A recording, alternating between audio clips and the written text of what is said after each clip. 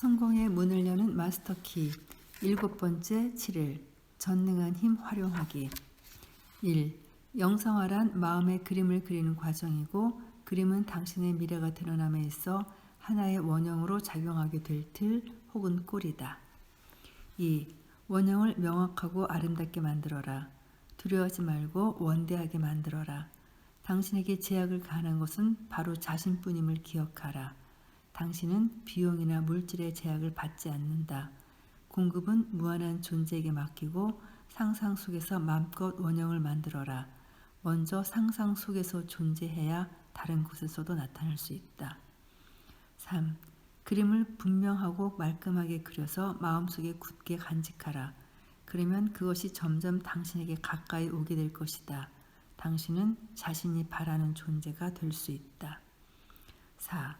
이것은 잘 알려진 또 하나의 심리학적 사실이지만 안타깝게도 읽기만 해서는 바라는 어떤 결과도 이루어지지 않는다. 읽기만 해서는 마음의 그림을 그리는데도 도움이 되지 않으니 실현시키기는 더 말할 것도 없다. 노력이 필요하다. 힘겨운 마음의 노동. 극소수의 사람말이 하려고 하는 그러한 노력이. 5. 첫 번째로 할 일은 이상화이다. 이것은 건축물을 쌓기 위한 밑그림과 같으므로 가장 중요한 과정이다. 튼튼하고 영구적이어야 한다. 만약 건축가가 30층짜리 건물을 지으려 한다면 먼저 도면에 선을 그어서 이를 표시할 것이다. 기술자가 다리를 놓을 때에는 먼저 다리를 구성할 수백만 개의 다른 부분들이 견뎌낼 힘의 강도부터 확인하는 법이다. 6.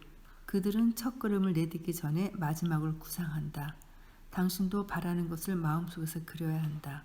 당신은 씨앗을 심고 있지만 심기 전에 무엇을 추수할지 알아야 한다. 이것이 이상화이다. 확실치 않다면 분명했을 때까지 매일 같은 의자에 앉아서 그림을 떠올려라. 점차 떠오를 것이다. 처음에는 흐릿해 보이겠지만 차츰 밑그림이 형태를 취해서 나타나고 다음에는 그 얼개가 드러나며 그런 뒤 세부 사항들이 나타날 것이다. 그런 식으로 점점 힘을 키워감으로써 당신은 궁극적으로는 외부 세계에 물질화되어 나타나게 될 밑그림들을 그려나갈 수가 있는 것이다. 미래가 당신을 위해 무엇을 준비해 두었는지 알게 될 것이다. 7. 그런 다음에 오는 과정이 영상화이다. 이때는 세부 사항을 그려놓는 등 그림을 더욱더 완벽하게 해야 하는데 세부 사항이 나타나기 시작하면서 그것을 현실화하는 데 필요한 수단과 방법도 나타날 것이다. 하나가 다른 하나로 이어질 것이다. 생각은 행동으로 이어지고 행동은 방법을 만들어내고 방법은 친구를 찾아내고 친구는 환경을 만들어내며 그리하여 마지막으로 물질화가 뒤따르게 된다. 8. 우리 모두는 우주가 먼저 생각으로 존재한 뒤에 물질로 나타났다는 점을 이해한다. 그리고 우리가 우주의 위대한 건축가를 따라가려 한다면 우주가 분명한 형상을 취한 것과 똑같이 우리의 생각도 형상을 취해야 한다는 점을 알게 될 것이다. 우주의 마음과 개인의 마음은 동일하다. 그 바탕과 본질에는 아무런 차이가 없다. 다만 크기가 다를 뿐이다. 9. 건축가는 자기가 지을 건물을 영상화하여 자신이 바라는 대로 그 건물이 만들어지는 모습을 떠올린다. 그의 생각은 그 건물이 최종적으로 취하게 될 모습, 즉 높은 형태가 될지 낮은 형태가 될지 화려한 외형이 될지 단순한 외형이 될지 결정하는 하나의 틀이 된다. 그의 영상이 종이 위에서 먼저 모습을 갖춘 뒤 나중에 필요한 재료를 활용해 건물로 완성된다. 10. 발명가도 똑같은 방식으로 아이디어를 영상화한다. 최고의 발명가 중 한 사람으로 꼽히는 니콜라 테슬라는 아주 놀라운 것들을 만들어내곤 했는데 탁월한 지성을 갖춘 이 사람은 뭔가를 만들어내기 전에 항상 자신이 발명을 하는 것을 먼저 영상화하곤 했다. 성급하게 뭔가를 만들어낸 뒤 나중에 잘못을 바로잡느라 시간을 허비하지 않았다. 상상 속에서 먼저 아이디어를 구상한 뒤 마음의 그림으로 가지고 있다가 이를 생각으로 재구성하고 향상시켰다. 전기 실험가라는 책에서 그는 이렇게 썼다. 이렇게 하여 나는 어떤 것도 건드리는 일 없이 신속하게 어떤 개념을 떠올리고 완성할 수 있었다. 가능한 모든 개선점을 보완한 뒤에 아무런 문제도 없으면 머리에서 만든 그 작품을 실제로 만들어냈다. 내가 만들어낸 작품은 늘 생각한 그대로 작동했다. 지난 20년 동안 단 한 번도 예외가 없었다. 11. 이러한 지침을 성실하게 따를 수만 있다면 당신은 바라는 것들의 실상이요 보이지 않는 것들의 증거인 믿음을 개발하게 될 것이다. 끈기와 용기로 이어지는 자신감도 개발하게 될 것이다. 당신이 이루려는 목적에 무관한 생각들을 배제할 수 있는 집중력 또한 개발하게 될 것이다. 12. 생각은 형태로 드러나는 법이다. 자신의 생각을 할 줄 아는 사람만이 대가의 위치에 올라 권위 있게 이야기할 수 있다. 13. 명쾌함과 정확함은 마음속에서 그림을 반복해 그려야만 얻어진다. 반복할 때마다 그림은 전보다 더욱 명확하고 정확해지고 그림이 얼마나 명확하고 정확한가에 따라 외부에 나타나는 것도 달라진다. 그림은 마음의 세계에서 먼저 단단하게 자리 잡기 전에는 외부 세계로 드러나지 않을 것이다. 아울러 적절한 재료가 없을 때에는 마음의 세계에서도 가치 있는 어떤 것을 만들 수가 없다. 재료가 있으면 원하는 것은 뭐든지 만들 수 있다. 그러나 재료를 확인하라. 싸구려 옷감으로 드레스를 만들 수는 없는 법이다. 14. 이 재료를 가지고 마음의 일꾼들이 당신이 마음속에 그려놓은 그림들을 만들어간다. 15. 생각해보라. 당신에게는 500만도 더 되는 이 같은 마음의 일꾼들이 준비된 채로 기다리고 있다. 일꾼들은 바로 뇌세포들이다. 그 외에 최소한 같은 숫자의 예비 전력이 언제든 필요하기만 하면 즉각 출동할 태세로 기다리고 있다. 생각의 힘은 거의 무한하고 따라서 당신이 원하는 환경을 만드는 데 필요한 재료를 창조하는 당신의 힘 또한 실질적으로 무한하다. 16. 이 수백만의 일꾼 외에도 어떠한 메시지나 제안이라도 이해할 정도의 지능을 부여받은 마음의 일꾼인 세포들이 당신 몸 안에 수십억 개나 있다.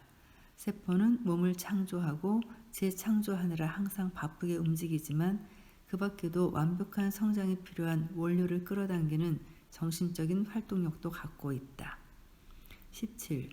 세포들은 다른 생명체들이 성장에 필요한 재료를 끌어당기는 것과 똑같은 방식과 법칙으로 일한다. 떡갈나무, 장미, 백합 이런 모든 것들은 자신을 가장 완벽하게 표현하기 위해서 특정한 재료를 필요로 하는데 조용한 요구, 즉 끌어당김의 법칙으로 그 재료를 얻는다.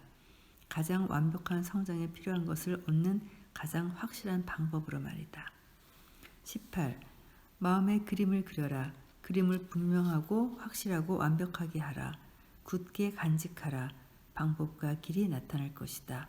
공급이 수요를 따라갈 것이다. 당신은 제때에 적절한 방식으로 적절한 일을 하게 될 것이다.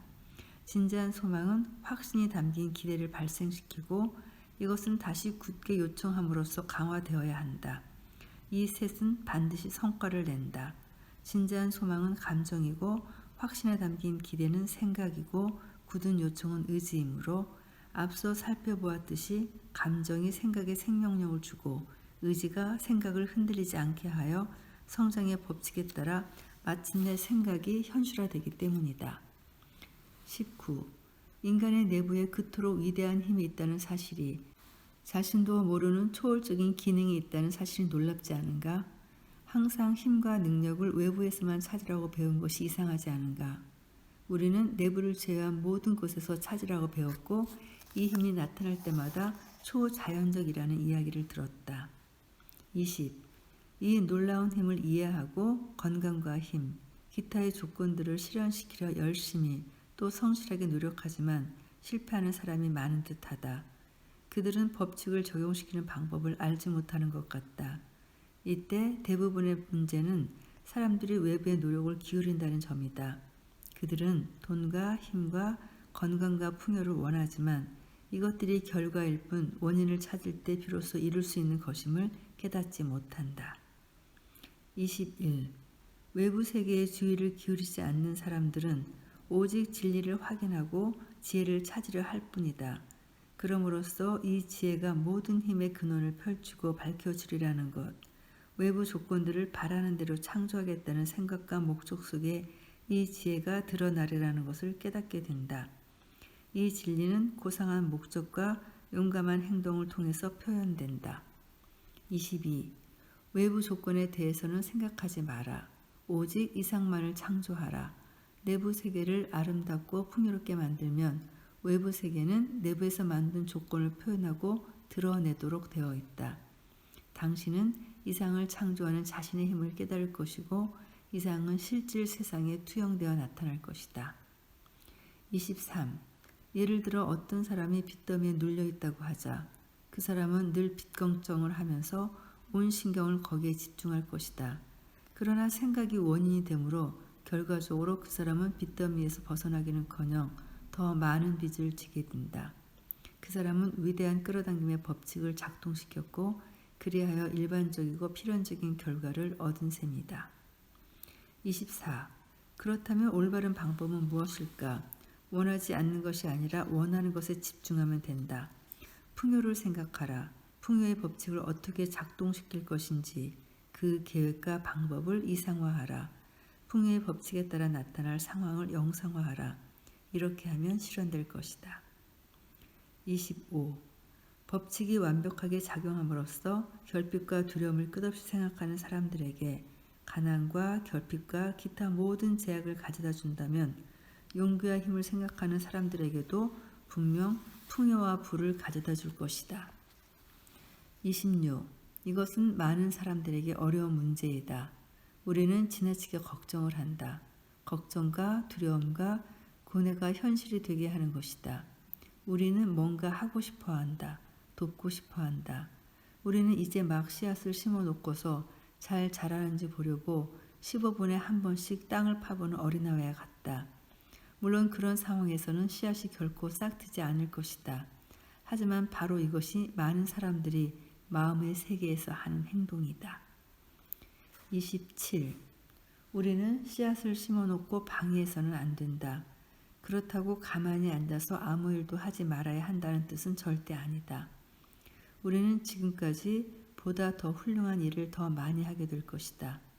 새로운 통로가 끝없이 제공되고 새로운 문이 열릴 것이다. 우리는 그저 마음을 열어두기만 하면 된다. 때가 왔을 때 행동할 준비를 한다는 말이다. 28.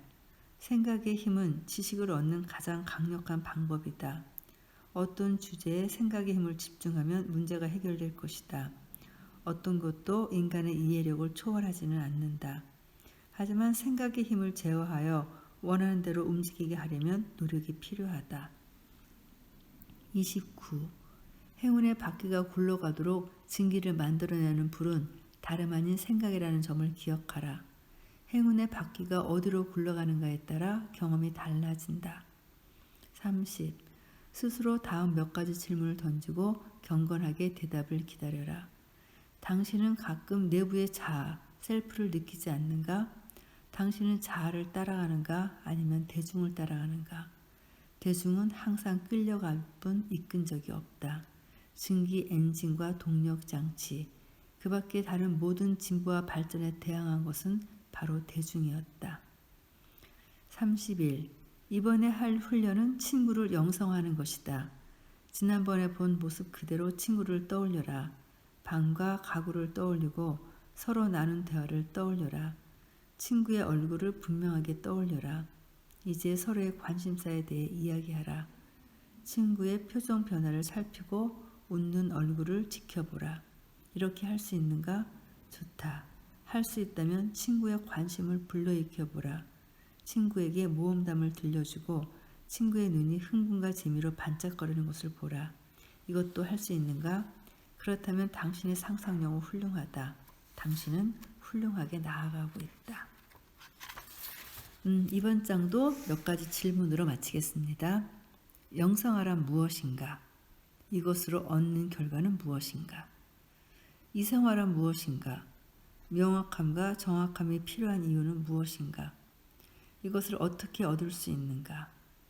마음의 그림을 만드는 데 필요한 재료를 어떻게 얻는가? 외부 세계에서 당신의 이상이 물질화되어 나타나도록 하는 데 필요한 조건을 어떻게 얻을 수 있나? 이 법칙이 작동되도록 하는 데 필요한 세 단계는 무엇인가? 많은 사람이 실패하는 이유는 무엇인가? 유용한 결과가 분명히 예상되지 않는 것은 무엇이든 들어오지 못하도록 문을 닫고 마음에서 당신의 세계에서 추방하라. 이번 주 연습은 보다 더 생생한 연습인 것 같네요. 그럼 또 다음 주에 뵙겠습니다. 감사합니다.